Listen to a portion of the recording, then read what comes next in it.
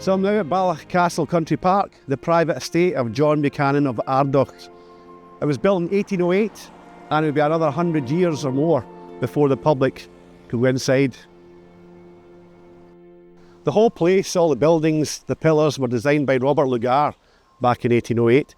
This was the south, still is, the South Lodge, where the gatekeeper would have made sure the place was safe at night and the gates were locked safe. We're going to head now though, this way to the Moss of Balloch. We're going to look at the history before the Buchanans, during the Buchanans' reign if you like, during their tenure, and after the Buchanans. The park is pretty rich in history, but we'll start down this way. Rather than progressing too far into the park itself, I'm going to go left here and down to what's known as the Moss of Balloch. This large piece of open flat land has been the site of the Loch Lomond Highland Games for many years, but it was originally famous for holding the Balloch Horse Fair. Held in September of every year, the fair dates back at least as far as the mid-1800s. The horses would be gathered in this area towards the north of the park.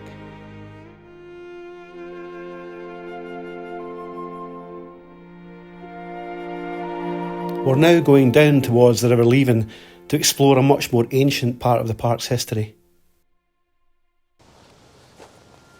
So I'm walking down into this muddy ditch. It's sometimes full of water, but this is what remains of the ancient moat that surrounded the castle. The moat would have helped protect the ancient castle of Balloch, built in 1238. It would have been much deeper, and there would have been a drawbridge and wooden palisades. The Earls of Lennox held the castle for over 160 years. Malcolm, the fifth Earl, hosted and entertained Robert the Bruce here in 1306. And before that, William Wallace is said to have visited at a time when he had been already outlawed by King Edward of England for treason. Just out there in the river, there was a cairn only visible when the river is low.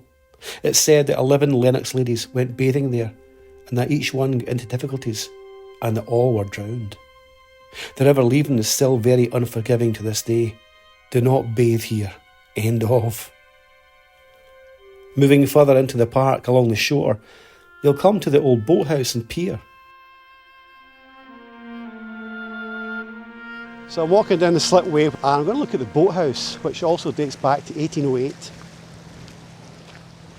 So the boathouse was supposed to be one of the warmest houses in the whole park. If you were the boatkeeper, it was a big bonus. Had 2 rooms in there, but each one had a big roaring fireplace. There'd be the master's boat would be on the jetty, but the boatkeeper himself would have his own boat underneath the house. You can just see the archway, just here in stone, and that would have been a little slipway under there in the olden days where he'd have kept his smaller boat. When the park was bought by Glasgow Corporation in 1915, the building was renamed Shore Cottage, and there was a boat you could board called the Balloch Castle. This would take you out in the loch for 30 minutes or so. A boat ran from here up until the 1960s. Heading inland a little, we pass the site of the old pavilion and the toilets and the position of the main stage for the many rock concerts held here in the 90s and early 2000s. Bands like Runrig, Oasis, Travis and R.E.M. played here. The crowds would stretch all the way up to the castle itself. It's in this fairy tale castle that the banker Buchanan would hand-sign banknotes to be issued. A founding member of the Glasgow Ship Bank, he may have signed the banknotes behind this very window. Everything was laid out for the family's pleasure. They even had a Chinese garden. In their day, there was a giant rhododendron hedge here too, one of the biggest there was. So I'm going up now, up the steps of what was first called the Rose Garden, and it's now called the Chinese Garden. When the Buchanans first had this place, this central spot of the Rose Garden, as it was known then, would have had a pond and a fountain. Standing here on a sunny morning, you'd have seen the outline of the castle through a fine mist of clear water. It must have been quite magical. Just a little behind the garden and down from the car park, there's a little gravestone. I've passed this for over 60 years.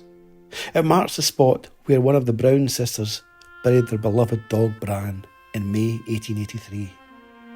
Heading north on the high road, you eventually dip down into the famous Fairy Glen, the place where local Chancellor Donald MacGregor had a wee sip from a keg of brew he was transporting to the clan in Balmaha.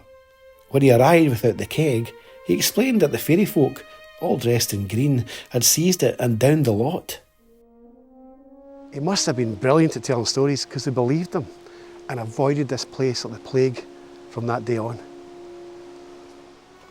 Back past the castle, going south to our original starting point at the south gate, we pass what used to be an 18-hole putting green and the famous Balloch Park walled garden. Originally called the kitchen garden, its layout hasn't really altered over 200 years. It used to have grapevines and peach trees. Pot plants would have been grown here too, along with small fruits and vegetables. The tall stone walls and towering woodland adjacent would have provided protection and shelter for the delicate plants from the severe Scottish gales. Having frequented the park since the early 60s, it's still one of my favourite places in Scotland. The views, the history, it's all here, and so accessible from Glasgow. My advice would be to download the Balloch Park Guide app. Much of my info has come from this great new resource, and there is much more besides in there that will make your experience here so much better.